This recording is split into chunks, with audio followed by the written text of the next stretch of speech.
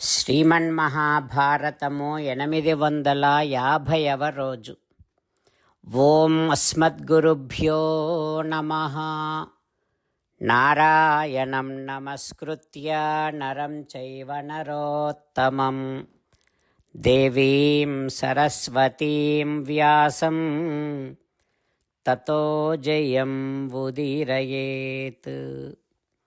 శ్రీమన్మహాభారతము 3వ పర్వము, వనపర్వము లేదా అరణ్య పర్వము. అందులో 50వ అధ్యాయము.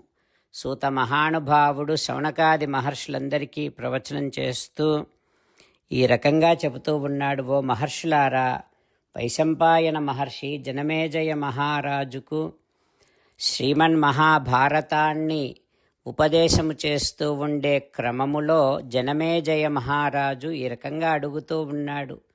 ఓ మహర్షి, పాండుపుత్రులకు కోపము కలిగించినటువంటి దుర్యోధనుడిని ధృతరాష్ట్ర మహారాజు ఏ రకంగా ఉపేక్షిస్తాడు?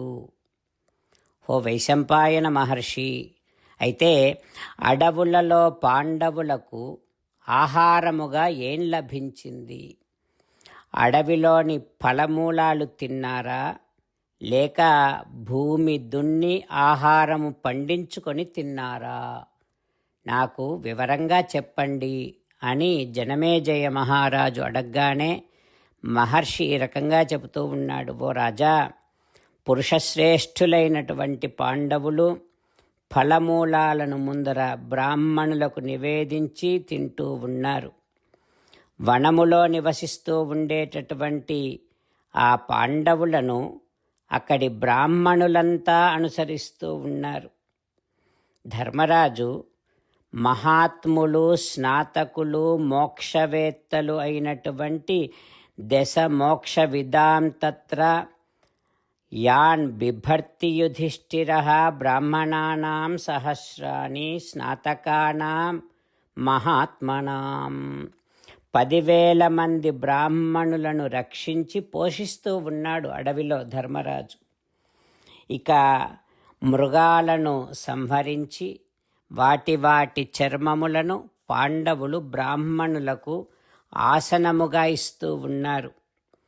అక్కడ ఉన్నటువంటి ఆ పాండవుల యొక్క రక్షణలో ఉన్నటువంటి బ్రాహ్మణులలో న తత్ర కశ్చిత్ దుర్వర్ణః వ్యాధితో వాపి దృశ్యతే కృశో వా దుర్బలో వాపి దీనో భీతోపి వా పునః.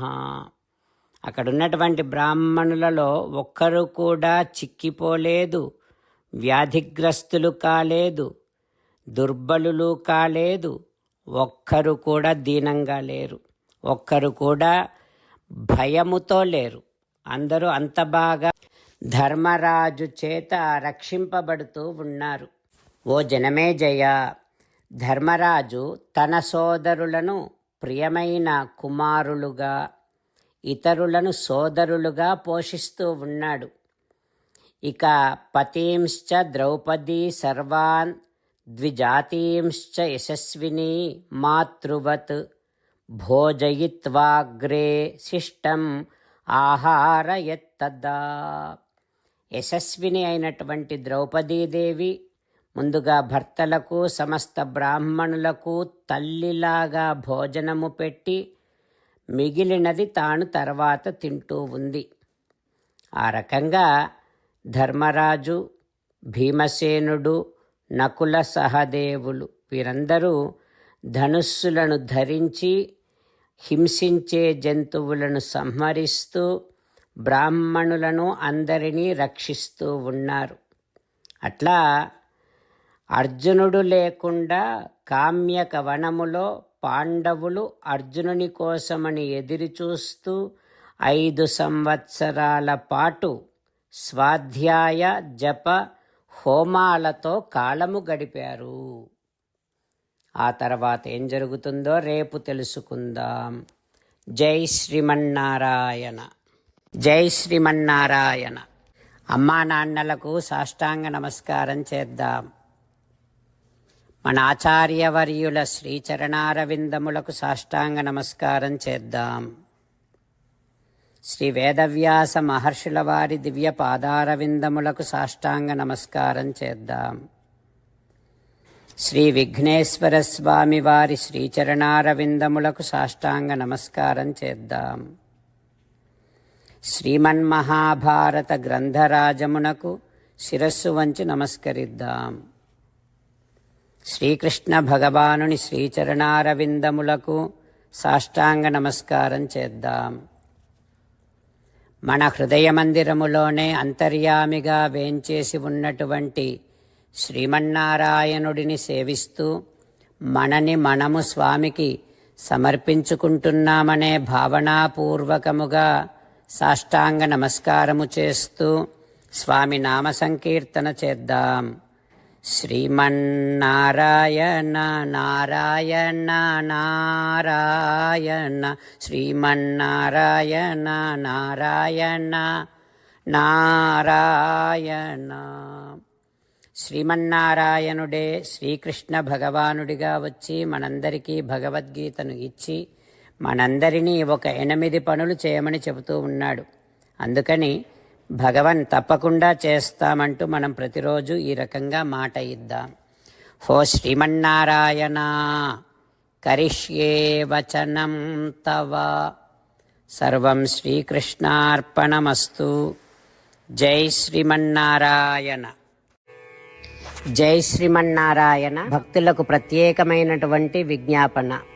మీకు అన్ని విషయాలలో వెంటనే మంచి ఫలితాలు రావాలి అనంటే ప్రతిరోజు 1 నిమిషం వెచ్చించి నారాయణాస్త్రాన్ని చదవండి. ఇక మీకు తిరిగే ఉండదు. నారాయణాస్త్రాన్ని పొందడానికి మీరేం చేయాలంటే నారాయణాస్త్రం అనే వెబ్సైట్కి వెళ్ళి మీ పేరు మీ ఈమెయిల్ ఇస్తే మీ ఈమెయిల్కి నారాయణాస్త్రం PDF వస్తుంది. అందులో ఒక రామాయణ శ్లోకం, ఒక గీతా శ్లోకం, ఒక విష్ణునామం ఉంటాయి. ఆ 3 కలిపి నారాయణాస్త్రం అంటాం. ప్రతి ఒక్కరికి వేరువేరు శ్లోకాలను ఇస్తున్నాం.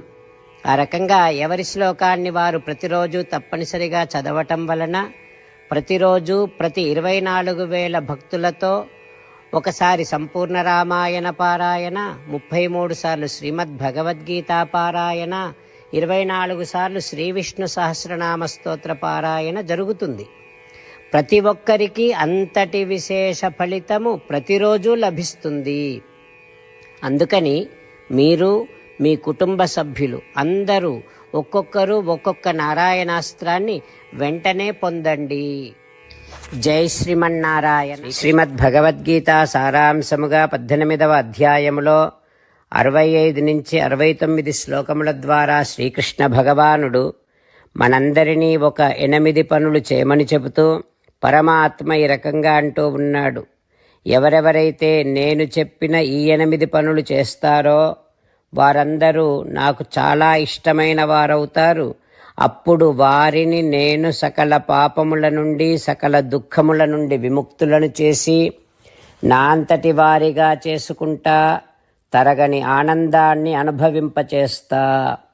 నిజమే చెబుతున్నా, ప్రమాణము చేసి చెబుతున్నా అంటూ సాక్షాత్తుగా దేవదేవుడైన శ్రీమన్నారాయణుడైన శ్రీకృష్ణ భగవానుడే మనను ఈ 8 పనులు చేయమని చెబుతూ ఉన్నాడు కనుక హో శ్రీమన్నారాయణ కరిష్యే వచనం తవ తప్పకుండా చేస్తా, నువ్వు చెప్పినట్టే చేస్తా అంటూ మనం ప్రతిరోజు దేవదేవుడైన శ్రీమన్నారాయణుడికి ఈ రకంగా మాట ఇద్దాం. హో శ్రీమన్నారాయణ నువ్వు చెప్పినట్టే నేను నిన్నే సంతతము ధ్యానము చేస్తూ ఉంటా. హో శ్రీమన్నారాయణ నువ్వు చెప్పినట్టే నేను నీ భక్తుడిగానే ఉంటా. హో శ్రీమన్నారాయణ నువ్వు చెయ్యమన్నట్టే నేను నా విధులను కర్తవ్యాలను నీ సేవగా నీ తృప్తి కోసమనే సక్రమంగా నిర్వర్తిస్తూ ఉంటా. హో శ్రీమన్నారాయణ నువ్వు చెప్పినట్టే నేను నీవాడిని అనే మహావిశ్వాసాన్ని సంతతము కలిగి ఉంటూ నా హృదయములో నీకే నమస్కరిస్తూ ఉంటా. హో శ్రీమన్నారాయణ మామేకం శరణం వ్రజ నన్నొక్కడిని మాత్రమే శరణు వేడుకో అని నువ్వే అన్నావు కనుక నేను నిన్ను ఒక్కడిని మాత్రమే శరణు వేడుకుంటా. హో శ్రీమన్నారాయణ మా శుచః, ఇక దుఃఖించకు అని నువ్వే నాకు భరోసా ఇస్తూ ఉన్నావు కనుక నేను ఇక దుఃఖించను. హో శ్రీమన్నారాయణ, నువ్వు చెప్పినట్టే నువ్వు నా కోసమని చెప్పిన శ్రీమద్భగవద్గీతను ఎప్పుడో ఒక్కసారి కాకుండా ప్రతిరోజు కనీసం ఒక్క శ్లోకాన్నైనా అనుసంధానము చేస్తూ గీతోపదేశాన్ని జ్ఞాపకం చేసుకుంటూ ఉంటా. హో శ్రీమన్నారాయణ, నువ్వు చెప్పినట్టే నువ్వందరి కోసమని చెప్పిన శ్రీమద్భగవద్గీతను తెలియని భక్తులందరికీ తెలియచేసే నా వంతు ప్రయత్నాన్ని నిరంతరము కొనసాగిస్తూనే ఉంటా.